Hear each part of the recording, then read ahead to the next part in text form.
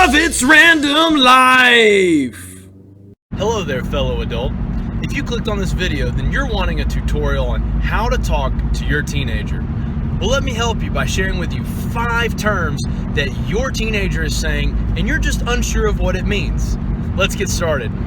The first thing you need to know is drippy.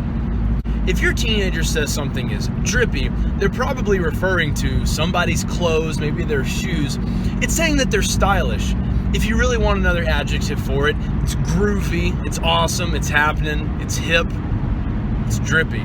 Now, you might be tempted to say it's dripping or that it's even soaking wet, but you shouldn't. It's just drippy. The next thing you need to know is bussin'. If something's bussin', it's usually referring to somebody's food, something they've cooked, something that they've eaten, and it means that the food is really, really good. It can apply sometimes to other things, but if something's bussin', it's really, really yummy. And you might even hear somebody say it's bussin', which means it's extra good. If you're like me, you might think using bussin' is a time to raise the roof. You remember back when we were younger and we used to raise the roof? So you might want to say it's bussin'. Don't do that. Just say it's bussin'. Boomer. If your teenager is calling you a boomer, it's not a good thing.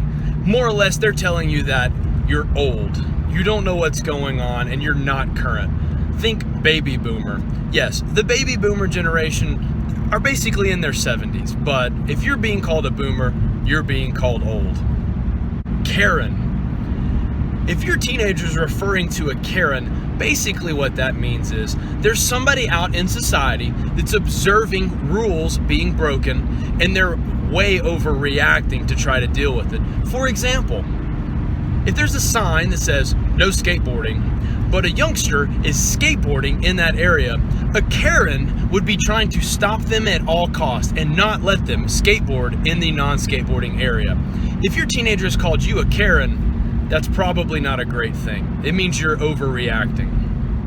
The next term is fire. Do not worry.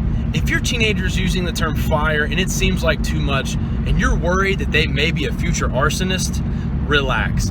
When something's fire, it just means it's awesome. It's straight fire. It's cool fire. Hopefully this tutorial is going to help you have better conversations with your teenager. Let me tell you another thing that you need to be using. You should be saying Kwansu dudes, as in love it's random life. Kwansu dudes.